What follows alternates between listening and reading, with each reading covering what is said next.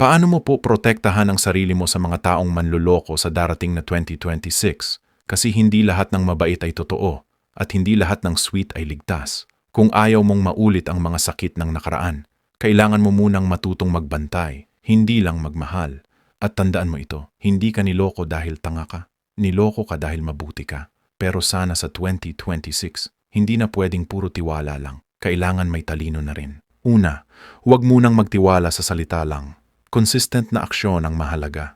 Hindi mo kailangang i-justify ang red flag. Kapag may duda ka, hindi ka paranoid. Nagiging aware ka lang. Pangalawa, itigil ang linyang magbabago rin siya. Isa ito sa pinakadelikadong paniniwala. Hindi mo trabaho ayusin ang taong malinaw namang walang intensyong magbago. Kung paulit-ulit kang nasasaktan, hindi na yan aksidente. Pattern na yan. At sa 2026, hindi ka na dapat parte ng pattern na yon. Pangatlo, piliin mo ang sarili mo kahit may mawala.